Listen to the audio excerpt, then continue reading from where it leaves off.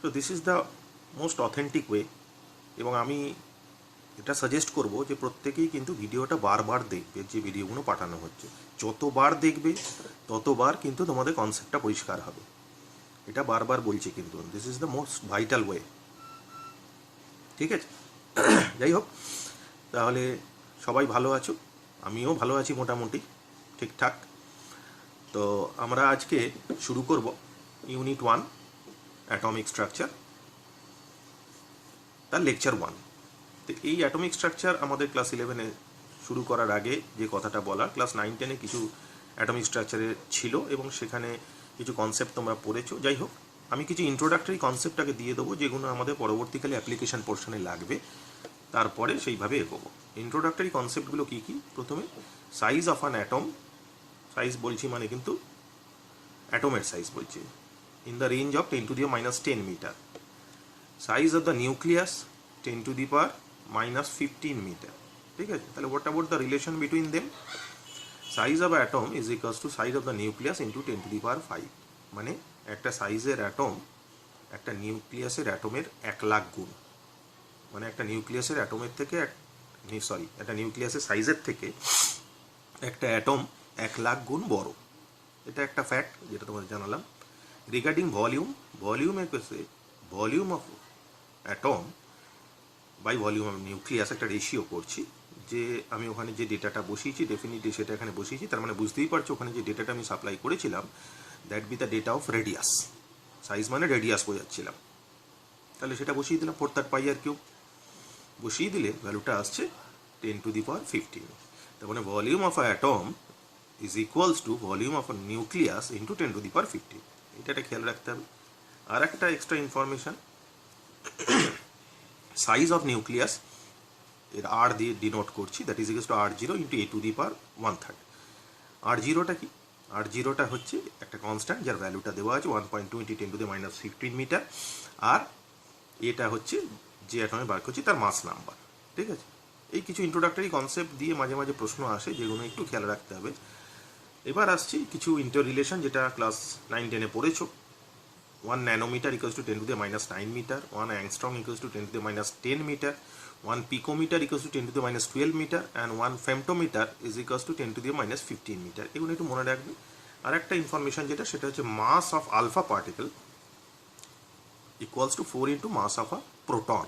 একটা প্রোটনের মাসের 4 গুণ হচ্ছে একটা আলফা পার্টিকেলের মাসের সঙ্গে ইকুয়াল। হঠাৎ আলফা পার্টিকেল নিয়ে শুরু করলাম কেন? কারণ ক্লাস আমি যে পয়েন্ট এবার শুরু করবো দ্যাট ইজ রাদারফোর্ড এক্সপেরিমেন্ট। এটা কিন্তু ক্লাস 10-এ পড়েছো। যাই হোক, আমি সেটাকে আরও ডিটেলে বোঝাচ্ছি, অতটা ডিটেলে ক্লাস 10-এ পড়োনি, সেই জন্য সেই ডিটেলে সেই জায়গা থেকেই শুরু করছি যেখানে ওখানে শেষ করে ছেড়ে এসছো।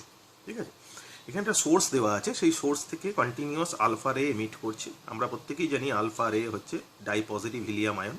মাঝখানে একটা থিন মেটালিক ফয়েল রেখেছি যেটা গোল্ডের, তার ব্রেথ হচ্ছে 10⁻5 সেন্টিমিটার। আর ব্যাকগ্রাউন্ডটা রেখেছি ZnS এর। রাখার একটা কারণ আছে, ঠিক আছে, কারণ এখান থেকে যে আলফা পার্টিকেলগুলো আলফা রে চোখে দেখা যায় না, সুতরাং সেখান থেকে যখন যাচ্ছে যে কোনো যে এই পেছনে গিয়ে যে পৌঁছচ্ছে আদৌ, সেটা বোঝার উপায়টা কি? বোঝার উপায় হচ্ছে যখন আলফা রে এইখানে ZnS-এ গিয়ে হিট করবে সেই জায়গাটা স্পার্কিং হবে, ফ্লোরোসেন্স যেটাকে বলে।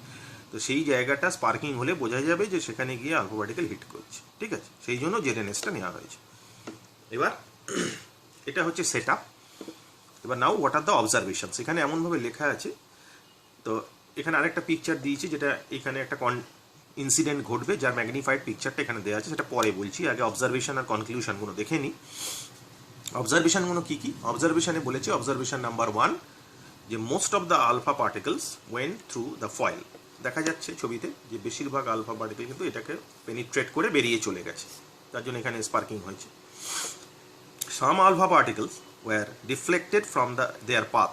কিছু আলফা পার্টিকেল আছে যাদের স্ট্রেট ওয়ে না গিয়ে একটু ডিফ্লেকশন হয়েছে, যেমন এই প্রথমটা দেখা যাচ্ছে ডিফ্লেকশন হয়েছে, দেখতে পাচ্ছ আশা করছি। এই একটা দেখা যাচ্ছে ডিফ্লেকশন হয়েছে, তাহলে খুব কম যদিও। তাহলে সেই জন্য বলেছে some alpha particle were deflected from their path. এটা অবজারভেশনগুলো দেখছি, এরপর এর এক্সপ্লেনেশনগুলো দেখবো, কনক্লুশনগুলো দেখবো। 3 নম্বর, আরও কম মানে very few alpha particle were deflected by large angle or completely bounce back. মানে খুব আরও কম সংখ্যক যেগুলো অনেক বেশি অ্যাঙ্গেলে ডিফ্লেক্টেড হচ্ছে অথবা বেশি অ্যাঙ্গেল বাউন্স ব্যাক করে চলে আসছে, মানে বেশি অ্যাঙ্গেল মানে 180 ডিগ্রিতেই পুরো ব্যাক করে চলে আসছে, আর পেনিট্রেট করে দিকে যাচ্ছে না। ঠিক আছে, so these are the observations যেগুলো দেখা যাচ্ছে।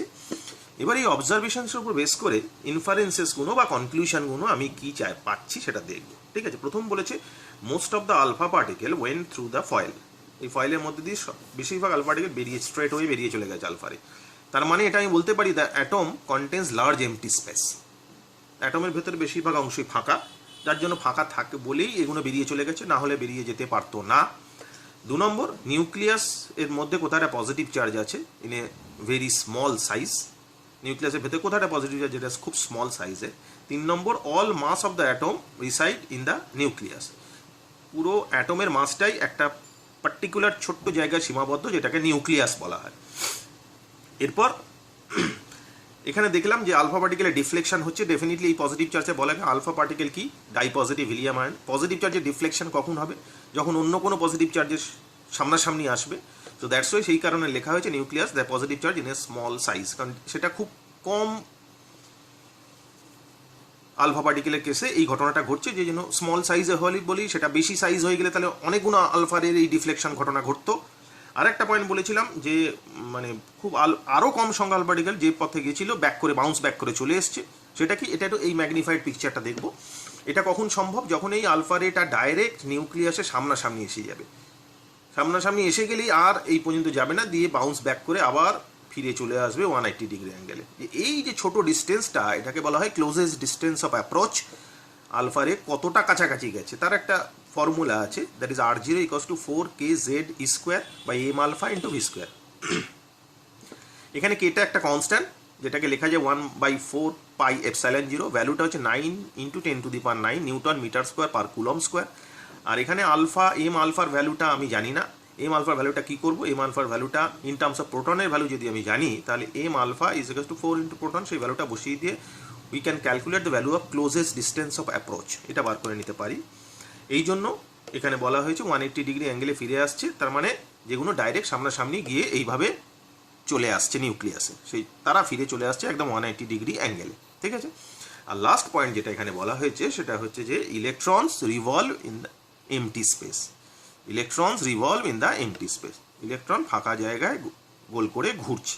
ঠিক আছে, এই হচ্ছে রাদারফোর্ডের টোটাল এক্সপেরিমেন্ট। এর কিছুটা পোর্শন ক্লাস 10-এ পড়েছিলে, এত ডিটেলিংয়ে পড়োনি, সেই জন্য একটু ডিটেলগুলো বলে দিলাম।